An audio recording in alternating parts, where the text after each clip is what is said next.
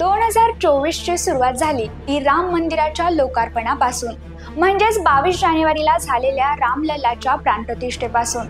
गेल्या 500 वर्षांपासून सुरू असलेल्या संघर्षाला पूर्णविराम मिळाला। त्यातही गेल्या 30-40 वर्षांमध्ये कारसेवा, मंदिर मशीदवाद, पुरातत्व खाते, मंदिराचे पुरावे असे शब्द नित्यनेमाने कानावर येत होते। त्यालाही पूर्णविराम मिळाला आणि भव्य राम मंदिराची निर्मिती देशाने याची देही याची डोळा पाहिली।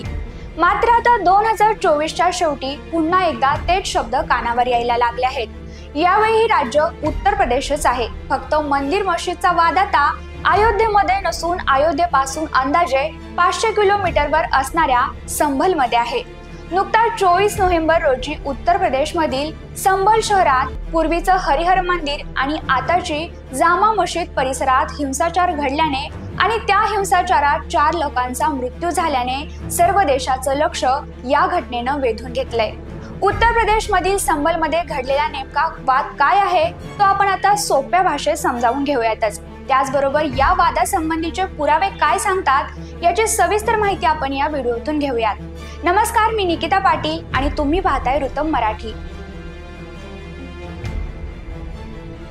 उत्तर प्रदेशमधील संभल जिल्ह्यातील चौंदोसी शहरात पूर्वीच्या हरिहर मंदिराच्या जागेवर सध्या जामा मशीद नावाची एक शाही मशीद आहे। या मशिदीवरून ज्येष्ठ वकील विष्णू शंकर जैन यांनी 19 नोव्हेंबरला तेथील स्थानिक न्यायालयात एक याचिका दाखल केली होती। या याचिकेतून त्यांनी असा दावा केला होता की संभल शहराच्या मध्यभागी जी शाही जामा मशीद आहे तिथे पूर्वी खूप जुनं श्री हरिहर मंदिर होतं आणि हे मंदिर भगवान कल्की यांच्याशी संबंधित आहे। परंतु 1526 मध्ये मुघल सम्राट बाबरने इथं मशीद उभारण्यासाठी हे मंदिर पाडलं। या याचिकेची दखल घेत संभलचे दिवाणी न्यायाधीश आदित्य सिंग यांनी वकिलाती आयुक्तांना सर्वेक्षणाचे आदेश दिले होते। तसंच 29 नोव्हेंबरला या सर्वेक्षणाचा अहवाल सादर करण्याचे निर्देशही न्यायालयाकडून देण्यात आले होते। त्यानुसार 24 नोव्हेंबरला शाही जामा मशीद या वादग्रस्त वास्तूच्या सर्वेक्षणासाठी एक टीम चौंदोशी शहरात गेली। मात्र तिथं त्यांना घोषणाबाजीचा सामना करावा लागला। कायदेशीर सर्वेक्षणाला विरोध करणारा जमाव मोठ्या प्रमाणावर जमला होता। सर्वेक्षण करून बाहेर पडताना सर्वेक्षण करणाऱ्या अधिकाऱ्यांवर या जमावाने दगडफेक देखील केली। जमावाने त्या परिसरातील वाहनं जाळली। तिथे कायदा आणि सुव्यवस्थेची परिस्थिती निर्माण झाली। पोलीस देखील तातडीने आले, परंतु या जमावानं पोलिसांवर देखील दगडफेक करायला सुरुवात केली। तिन्ही बाजूने या जमावाने कायदेशीर सर्वेक्षण करणाऱ्या टीमला घेरलं आणि त्यांच्यावर दगडफेक सुरू केली। त्यामुळे अखेर न्यायालयाच्या आदेशानुसार सर्वेक्षण करण्यासाठी आलेल्या या टीमच्या संरक्षणासाठी पोलिसांना बळाचा वापर करावा लागला। या सगळ्यात 4 जणांचा मृत्यू झाला तर 20 जणांहून अधिक लोक जखमी झाले। घडलेल्या घटनेपासून संभलमध्ये अजूनही तणावाचं वातावरण आहे। तिथली इंटरनेट सेवा बंद आहे, शाळा बंद आहे, तसेच संभलमध्ये बाहेरील व्यक्तीस येण्यास देखील मनाई आहे। असं असतानाच आता सर्वोच्च न्यायालयाने या वादग्रस्त वास्तूच्या सर्वेक्षणाचं काम तात्पुरतं थांबवण्याचे आदेश न्यायालयाला दिले आहेत। तसंच या भागात शांतता आणि एकोपा राखावा असा आदेशही सर्वोच्च न्यायालयाने उत्तर प्रदेश सरकारला दिला आहे। आता आपण या वादग्रस्त वास्तूच्या परिसरात मिळालेले पुरावे काय सांगतात ते पाहूयात। भारतीय पुरातत्व सर्वेक्षण विभागानं संभलच्या या वादग्रस्त वास्तू संदर्भात केलेल्या विविध फेरफार आणि हस्तक्षेपांबाबत प्रतिज्ञापत्र सादर केलं आहे। त्यामुळे तिथं मंदिरच होतं याची दाट शक्यता व्यक्त केली जाते। या प्रतिज्ञापत्रात म्हटलं आहे की सध्या जामा मशीद या नावाने असलेल्या या वादग्रस्त वास्तूला 1920 मध्ये संरक्षित स्मारक घोषित करण्यात आलं होतं।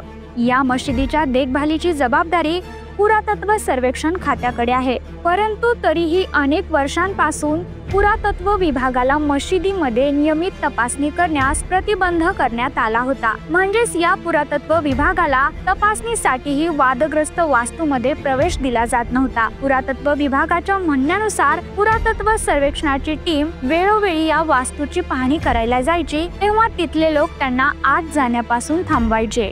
1998च्या जून मध्ये पुरातत्व खात्याची टीम शेवटची या मशीदमध्ये प्रवेश करू शकली होती। त्यावेळी तिथे मनमानी पद्धतीने नवीन बांधकाम सुरू असल्याचंही सांगण्यात आलं आहे। त्यामुळे पुरातत्व अवशेषांचे संरक्षण कायदा 1958चं उल्लंघन झाल्याचं पुरातत्व खात्याकडून न्यायालयाला सांगण्यात आलं आहे। तसंच भारतीय पुरातत्व खात्याच्या एका जुन्या सर्वेक्षणानुसार ही तथाकथित शाही जामा मशीद बाबरने निर्मित केली नाही, तर राजा पृथ्वीराज चौहान यांनी निर्मित केलेलं ते एक हिंदू मंदिर आहे. 1850च्या दशकामध्ये मुघलांनी या मंदिरावर कब्जा केला होता आणि त्यावर बाबरचं नाव लिहिलं होतं. तसंच मशिदीच्या प्लास्टरच्या खाली हिंदू मूर्ती आणि शिलालेख असल्याचंही म्हटलं गेलं आहे. दरम्यान मुस्लिम पक्षाकडून याबाबतीत दावा केला जातोय की शाही जामा मशिदीची निर्मिती मुघल बादशाह बाबरनं केली होती, परंतु बाबरनामामध्ये या मशिदीचा कुठेच उल्लेख नाही. अबुल फजलच्या आईने अकबरीमध्ये संभलचं वर्णन आहे, परंतु या वर्णनामध्ये विष्णू मंदिराचाच उल्लेख आहे. त्यानंतर आता या प्रकरणात आणखी एक मोठा ट्विस्ट आला आहे, कारण भाजपच्या आमदार शलभमणी त्रिपाठी यांनी एक्सवर पोस्ट करत मोठा दावा केला आहे. त्यांनी म्हटले की 2012 पर्यंत म्हणजे समाजवादी पक्षाचं सरकार येण्याच्या आधी इथे हरिहर मंदिरात नियमित पूजा होत होती. तिथे लग्नाचे विधीही होत असत. त्यांचे जुने फोटो देखील उपलब्ध आहेत. समाजवादी पक्षाच्या सरकारमध्ये खासदार शफीकुर रहमान वर्क यांच्या दबावामुळे तिथली पूजा बंद झाली आणि हरिहर मंदिराचं रूपांतर जामा मशिदीत झालं. त्यांनी काही फोटो सुद्धा पोस्ट केले आहेत. त्यामुळे आता शलभमणी त्रिपाठी यांच्या या पोस्टमुळे पुन्हा चर्चांना उधाण आलं आहे. दरम्यान नुकत्याच झालेल्या या हिंसाचारासंबंधी आणखी एक कॉल रेकॉर्डिंग समोर आलं आहे. या कॉलमध्ये एक दंगेखोर त्यांच्या साथीदाराला काही सूचना देत आल्याचं समजतं. तू सामान लेकर आ, मस्जिद के पास मेरे भाई का घर है, अशा प्रकारचा संवाद त्यात ऐकू येतोय. ही ऑडिओ क्लिप सोशल मीडियावरही व्हायरल होत आहे. त्यामुळे हा हिंसाचार मशिदीशी संबंधित कट्टरपंथी लोकांनी घडवून आणल्याचं म्हटलं जातंय. संभलमधील तणावाची ही परिस्थिती निवळत असतानाच तेथील कट्टरपंथी लोकांनी आता स्थानिक हिंदूंवर अत्याचार करायला सुरुवात केली आहे. पोलिसांवर देखील हल्ला करण्याचा प्रयत्न या कट्टरपंथींकडून केला जात असल्याची माहिती मिळत आहे. याचिका दाखल करणाऱ्या वकील विष्णू शंकर जैन यांनाही फोनद्वारे सोशल मीडियाद्वारे जीवे मारण्याची धमकी येत असल्याचंही त्यांनी स्वतः सांगितलं आहे. परंतु हरिहर मंदिराच्या पुनर्प्राप्तीसाठी आपण सनदशीर मार्गाने लढत राहणार असल्याचं त्यांनी सांगितलं आहे. एकीकडे संभलमध्ये घडलेल्या घटनेची चौकशी सुरू असून चौकशीसाठी न्यायिक आयोगाचं पथक 1 डिसेंबरला घटनास्थळी पोहोचलं होतं, तर दुसरीकडे विरोधकांनी या घटनेला भाजप जबाबदार असल्याचा सपाटा लावलाय.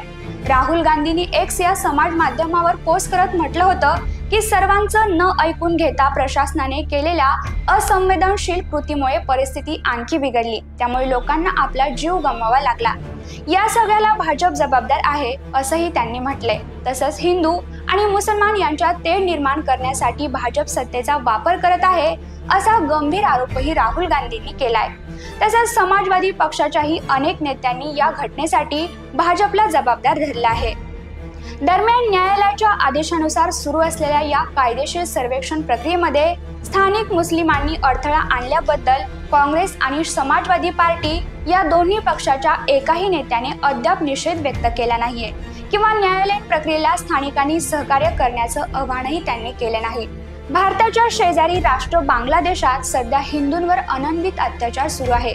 मात्र तीच परिस्थिती भारतासारख्या हिंदूबहुल देशातही ओढवली असल्याकडे हिंदू संघटनांनी लक्ष वेधलं आहे. भारतातील हिंदूंवरही हल्ले होत आहेत. त्यामुळे न्यायालयीन प्रक्रियेमध्ये हस्तक्षेप करणाऱ्या या कट्टरपंथींवर कडक कारवाई करण्याची मागणी हिंदू संघटनांनी केली आहे. येणाऱ्या काळात संभलमधील हरिहर मंदिराचा वाद विकोपाला जाऊ नये यासाठी सर्व समाज घटकांनी न्यायालयीन सर्वेक्षणाला सर्वांनी सहकार्य करावं असं आवाहन प्रशासनातर्फे करण्यात येत आहे. ॲडव्होकेट विष्णू जैन यांनी म्हटल्याप्रमाणे तिथं खरंच मंदिर होतं का हे लवकरच स्पष्ट होईल. पण भारतात ज्या ज्या मशिदी हिंदू मंदिर पाडून बांधल्या होत्या त्या सर्व मशिदी मुस्लिम समाजाने हिंदू समाजाला स्वतःहून परत कराव्यात का, याबद्दल तुम्हाला काय वाटतं? तुमचं उत्तर कमेंटमध्ये नक्की कळवा. आणि अशाच नवनवीन माहितीसाठी वृत्तम मराठीला आता सबस्क्राईब करा.